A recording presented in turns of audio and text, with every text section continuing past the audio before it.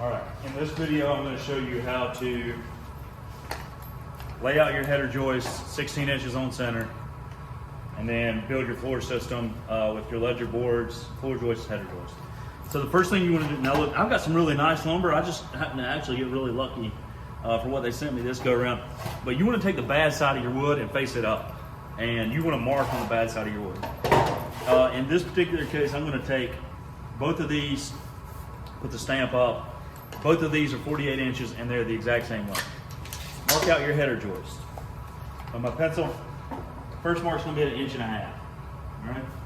You're going to put an X on the far side. All right? Second mark, you're going to find 16. So we do everything 16. 16's in a red box.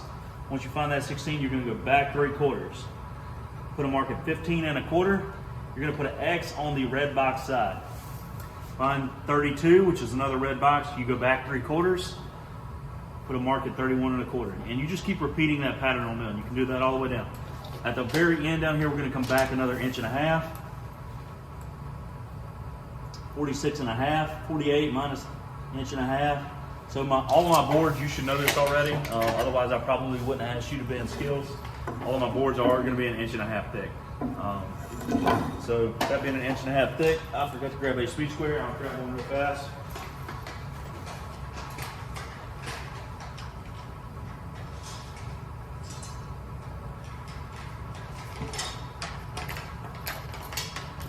You probably will only have a small speed square with you, but I've got a big one here. And I'll take these, as long as these are flush on the end, take that and make your same marks all the way across. Mark the next. Same deal here. Now, if you want to do this with the little one, I can show you how to do it with the little one as well. You're just going to mark there, flip it to the other side, mark there, put your X. Same deal here. The ones on the end aren't as big of a deal. I like to go ahead and mark them, but you're going to just flush it with the end of the board. So I'm going to set this on the table for a second. We'll move these sawbucks. You're going to have a little square to work in at stake.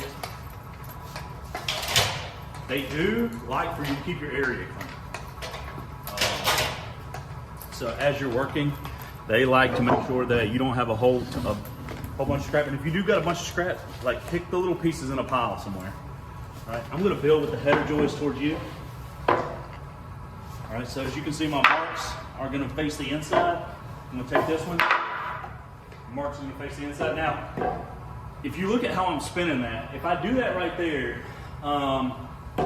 since these are both 4 feet, that will actually work out.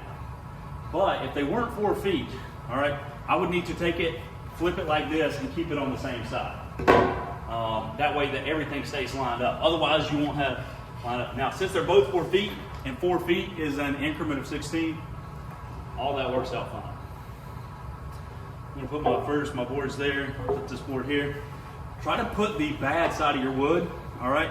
So if you have a bad side, put it towards the inside, that way they can't see it.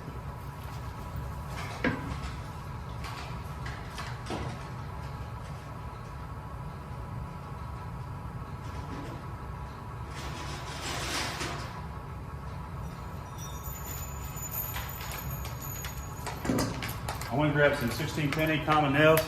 So 16 penny nails. These are 2x6s. If you're doing 2x6s, you're going to put 3 nails. If you're doing 2x4s, you put 2 nails. I'm going to flush these up. I'm going to use my knee, hold this board down. I'm going to slightly angle my nail here.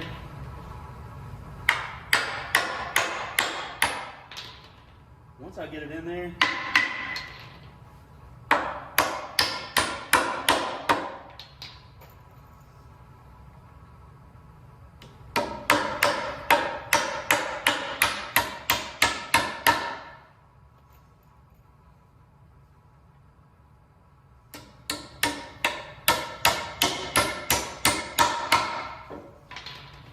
this up.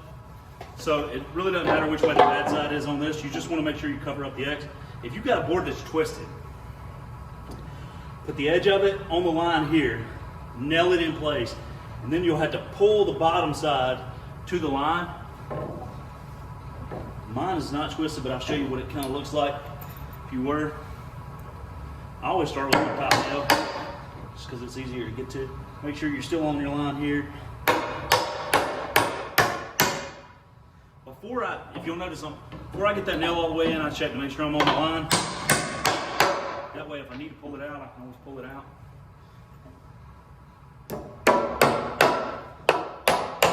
Now mine isn't twisted, but if you look right here, I got my nail started.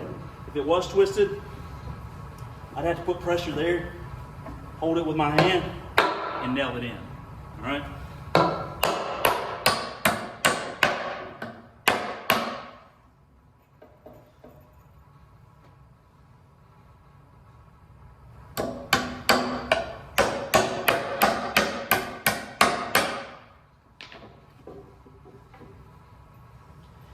Now, a lot of kids don't like to, this will work on your knees after a while.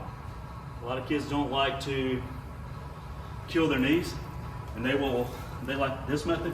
I don't like this as good, because when I step, especially with my concrete or whatever floor I'm working on, it moves like this. So I find I get a lot better result doing this. You want to make sure this is flush, this is flush.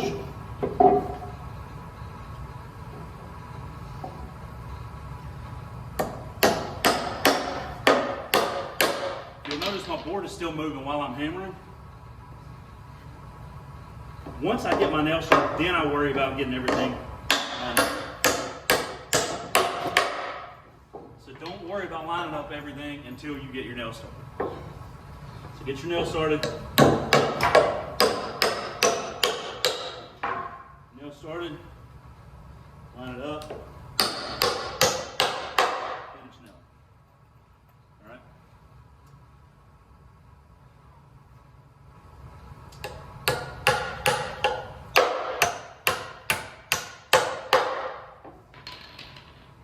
Normal, and then here.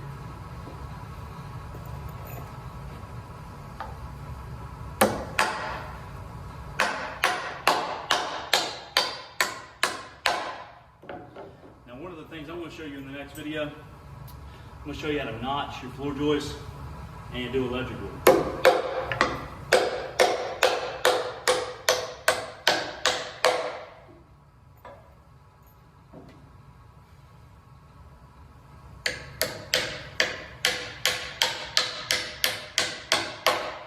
One side done.